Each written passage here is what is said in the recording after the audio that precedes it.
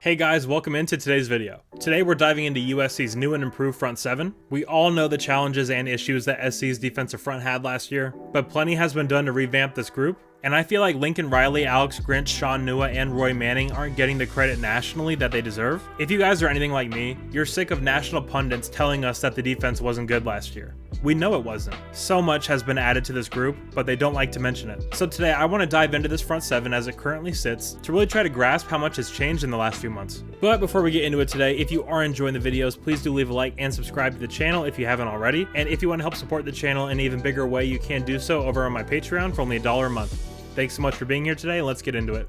Alright, so first I want to take a look at the starting front seven, or six I guess, in USC's last game of the year against Tulane, and compare that to my projected starting front six for this upcoming season. Okay, so taking a look at this, the first group that was out there was Nick Figueroa at edge, Thule was at defensive end, and you had Tyrone Talini and Brandon Peely inside. And the two linebackers in that game were Shane Lee and Eric Gentry. So just going through that, and keeping in mind that Eric Gentry was playing at, 40% at the max?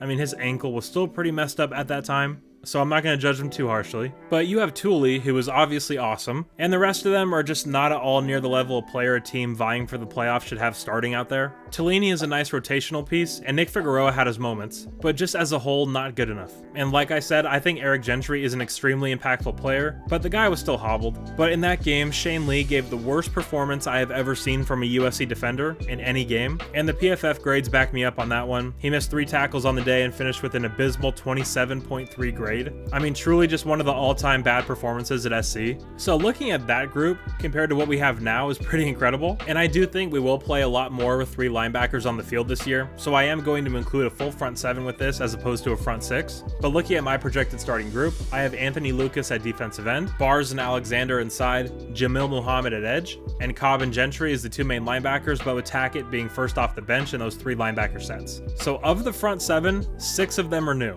That is a complete overhaul. Lincoln Riley and Alex Grinch identified the issue. It was the foundation. But instead of being careful and rebuilding slowly, they took the bulldozer and flattened the entire house. I mean, we've heard Lincoln Riley say over and over that the defensive line talent is not where it needs to be, especially for a team contending for a title. But look at the talent they brought in. Anthony Lucas is a former 5-star with elite traits. This guy could be a first-round pick. He has that potential. I mean, when's the last time SC had a defensive end with this size, speed, strength combo? The guy's an incredible athlete. Keon Bars is a phenomenal athlete in his own right. He's big, strong, fast, actually has Power 5 production, and most importantly, he's from Murrieta, so you know he's got a good head on his shoulders. But with Keon, I look at the rave reviews he's gotten from USC's offensive linemen during spring ball. I mean, they were very impressed by him. Caleb as well mentioned him as someone that was standing out.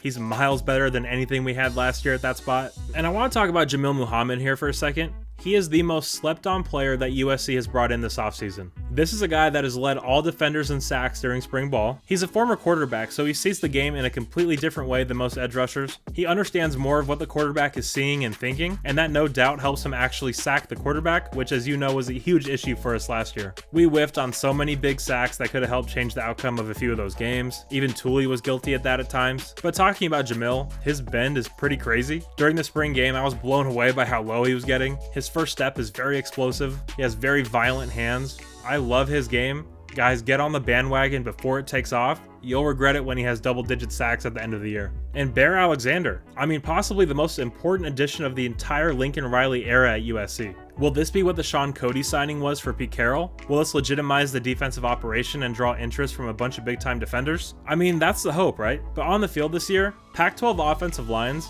as good as some of them are, they're not used to seeing guys like this in conference play. I mean, he's well over 300 pounds and can run down running backs. He's incredibly strong, his hands are so fast. I honestly think Bear could wreck this conference. Pac-12 offensive linemen are different than those of other conferences. They're coached very well, and they usually have great careers in the NFL, because when those NFL teams get them, they're very technically sound, but they're not up to the NFL size. But when they get to that size, they turn into incredible players. But in college, a lot of them still aren't properly built up yet. You see those SEC offensive linemen, and a lot of the time they barely know how to play the position they're at, but they're so damn big, they just take up space and it makes it hard for the opposing interior linemen to get through. I really think Bears game is going to give a lot of these offensive linemen trouble. It's really funny because you see a lot of Utah fans and they think they're going to see the exact same defense they saw last year. All I'm going to say is Cam Rising will be wishing he declared for the draft after Bear and Lucas sandwich him in the Coliseum. Alright, and then we move up to the linebackers.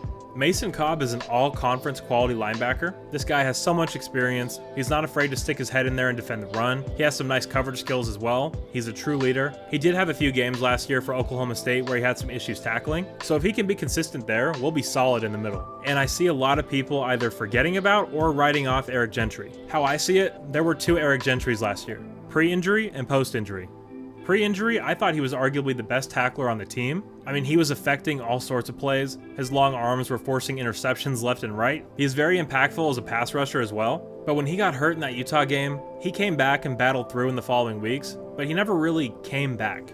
He wasn't himself. I mean, it was clear. In my opinion, it is not fair at all to judge Eric based on those games. He battled through a really tough ankle injury and did his best, but that was an impossible ask. I'm very much looking forward to seeing him back to his normal self this season. And you also have guys like Tackett Curtis and Rajon Davis that I think are going to play a lot. Rajon should have gotten a lot more reps last year than he did, and if Tackett can learn to harness his Tasmanian Devil energy, he's going to be an incredible player. And look at the depth pieces along the defensive line and at edge. Jack Sullivan is a really big guy that has been a consistent producer in the Big Ten, which is in my opinion the best offensive line conference in the country. Romello Height will be fully healthy in fall camp. That guy is as gifted as they come. Corey Foreman is still there. Solomon Byrd had some real big moments for us last year. Solomon Tuliaupupu looks like he has finally taken that big step forward. And Braylon Shelby is a true freshman coming in the fall that I think is incredibly underrated. I love his game. He's going to be a big-time player. Tyrone Tellini is back. He had a few big sacks. Sam Green is going to play this year as a true freshman. Lincoln specifically said that he will be in the mix at edge this year, so I'm very excited to see him. The point is, there's depth here. There is upside here. There is improvement here, all of which aren't discussed by national media pundits, aside from JD Piquel over at On3. But everyone else just says, the defense isn't good enough. I heard the Cover 3 podcast implied that the defense might not be much better because we had good players last year. Like, what? We had 270-pound dudes playing nose tackle. The narrative around USC is that we're all flash, no grit, all offense, no defense. And honestly, I'm okay with that. Keep overlooking what Coach Riley is doing with this roster. Just don't expect us to forget when we win a national title. Thank you all so much for tuning in today, guys. And as always, take care and fight on.